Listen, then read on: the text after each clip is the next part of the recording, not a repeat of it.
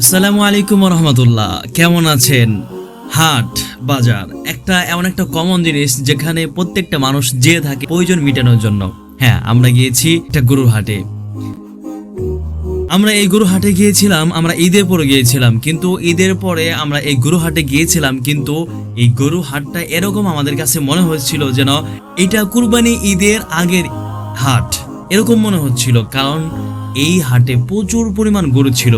তো আমরা হাটের মধ্যে ঢুকে যাওয়ার পরে আমরা সেখানে যাচাই বাছাই করার চেষ্টা করলাম যে কোন গরুটা সব থেকে ভালো হয়। তো আমরা দেখার চেষ্টা করলাম যে গরুগুলা কখনো ভালো হয় কিনা, কোনটা ভালো হবে আমাদের জন্য, এবং আমরা দাম যাচাই বাছাই করার চেষ্টা করব। হ্যাঁ, এই হাটে আমি লোকেশন বলে দিচ্ছি।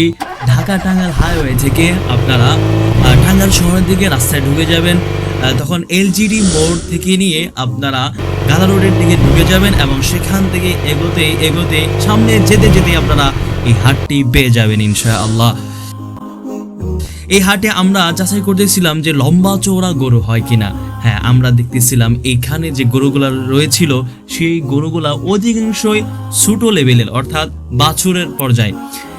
তারা কি করবে, এই বাছুরগুলো ক্রয় করার পরে দীর্ঘ একটি বছর অথবা তার থেকে ঊর্ধ্বে লালন পালন করার পরে তারা আবার একটি বছর অথবা দীর্ঘ বছর লালন পালন করার পরে আবার এই গরুগুলো তারা কি করবে, আবার সামনে কুরবানিতে ক্রয় বিক্রয় করবে এবং তার মাধ্যমে তারা নিজের উপার্জন, তার নিজের অর্থ বলি তার সংসার পরিজনের প্রয়োজন মিটিয়ে থাকবে।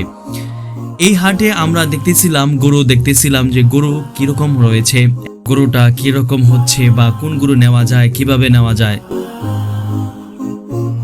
তো পরিশেষে আমরা এই গরুটা পছন্দ করে ফেলি, যেমন লম্বা চওড়া ছিল।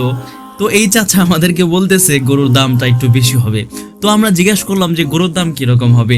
তো তিনি আমাদেরকে বলতেছে এই গরুর দাম হবে প্রায় 70 থেকে 80 হাজার টাকা। আমরা তো অবাক হয়ে গেছি, হায় হায়, এই গরুটার দাম কি 70 থেকে 80 হাজার টাকা হবে? কি বলেন আপনারা? কমেন্টে কিন্তু বলে যাবেন যে এই গরুর দাম কি 70 থেকে 80 হাজার হবে। যাই হোক, এই হাটে কি আমরা দেখতে পেরেছি যে আমরা হাটে ঢোকার পরপরই যখন আমরা গরু দেখতেছিলাম তখনই আমাদের সাথে আরেকজন দালাল এসে যোগ হচ্ছে।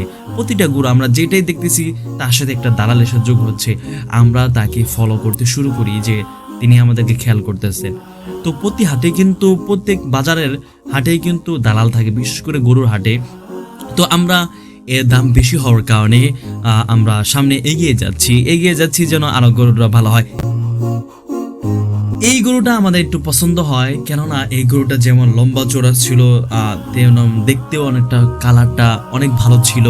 যার কারণে বড় হলে, বা এখন তো বাছুর রয়েছে, যখন বড় হবে তখন কিন্তু অনেক সুন্দর কালার আসবে এবং অনেক বড় হয়ে দাঁড়াবে।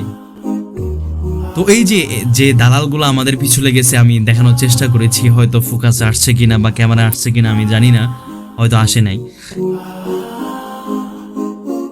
এই গরু সম্পর্কে আমরা জিজ্ঞাসা করতে শুরু করলাম যে গরু খাবে কিনা ঠিকঠাক মতো ভুসি খড়কুটা এগুলো খাবে কিনা, কেননা তিনি যে মালিক ছিলেন তিনি তো ঠিকঠাক মতো খাইয়েছেন, কিন্তু আমাদের বাড়িতে আসার পরে যদি কোনো খাবার না খায় তাহলে তো গরুর শুকিয়ে যাবে এবং তার ওজন এবং তার চেহারা, তার বডি ফিটনেস নষ্ট হয়ে যাবে।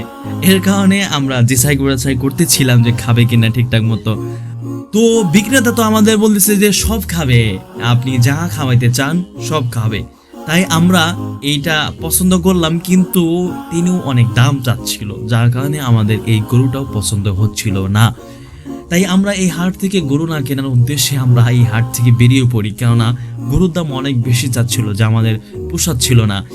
আমি কাউসার আহমেদ, আমি এই হাটে দেখিয়েছি যে গরু কিভাবে ক্রয় বিক্রয় করতে হয় এবং একটি গরু কত টাকার মধ্যে হতে পারে এবং সেই গরুর গুণাগুণ সম্পূর্ণ বা কি কি খাবার খেতে পারে এই সম্পূর্ণ আমি ভিডিও দেখিয়েছি।